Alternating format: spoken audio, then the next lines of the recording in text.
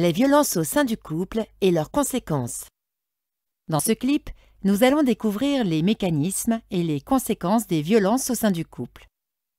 Les femmes sont très majoritairement victimes de ces violences. C'est pourquoi nous illustrerons la victime par une femme et l'agresseur par un homme.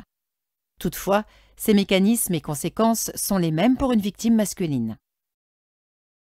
Chaque année en France, 219 000 femmes en moyenne sont victimes de violences physiques ou sexuelles dans le couple.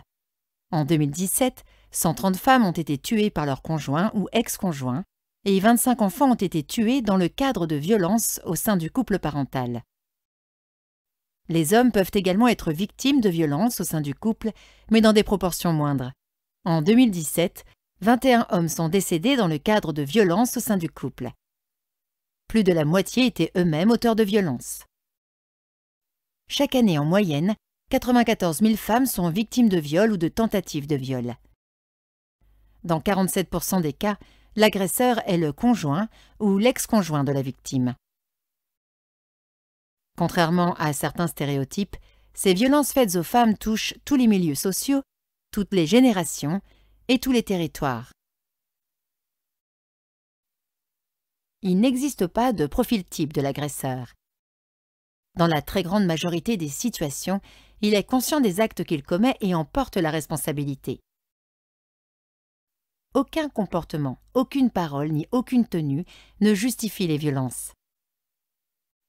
Elles sont interdites et sévèrement punies par la loi, et le lien affectif entre l'auteur et la victime représente une circonstance aggravante pour le législateur. Les violences au sein du couple diffèrent fondamentalement des disputes et des conflits. Dans les violences, il s'agit d'un rapport de domination et de prise de pouvoir de l'agresseur sur la victime, alors que dans les conflits, il s'agit d'un rapport égalitaire. Les formes de violence au sein du couple sont multiples. Outre les violences physiques et les violences sexuelles, elles peuvent être verbales, comme les injures, les cris, les menaces. Elles peuvent être matérielles, comme le fait de briser ou de lancer des objets.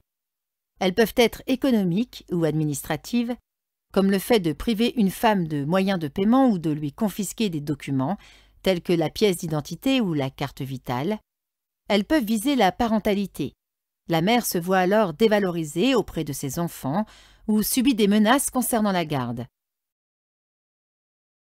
Enfin, les violences psychologiques, difficiles à identifier pour la victime, accompagnent toutes les autres formes de violence. Elles visent à la dévaloriser, à la priver de toute autonomie, à la persuader qu'elle est inférieure et incapable. Les faits de violence sont récurrents, ce qui crée un climat d'insécurité, de peur et de tension permanent. D'une façon générale, les violences au sein du couple se manifestent par cycle. À une phase de tension, puis d'agression, va succéder une phase de justification, au cours de laquelle l'agresseur promet de changer, minimise son agression et en rejette la faute sur la victime. Lors de la phase de rémission, l'agresseur adopte un comportement positif et se montre sous son meilleur visage, ce qui redonne espoir à la victime. Ce cycle s'accélère et s'aggrave avec le temps. En fonction de ces différentes phases, la victime sera plus ou moins réceptive aux propositions des professionnels qui pourraient l'aider, ce qui peut notamment expliquer des revirements dans son attitude et dans ses démarches. Au cycle de la violence s'ajoutent les stratégies que l'agresseur met en place pour assurer sa domination sur la victime et son impunité. Il peut isoler la victime, instaurer un climat de peur et de domination, culpabiliser la victime en trouvant de faux prétextes à ses actes violents, imposer le silence en la menaçant de représailles sur elle-même ou sur ses enfants. Ces stratégies et les violences commises créent alors une situation d'emprise qui peut conduire la victime à être confuse, indécise, à minimiser les faits ou encore reporter la culpabilité sur elle-même. Perte d'estime de soi, honte, culpabilité, angoisse, troubles du sommeil, état dépressif,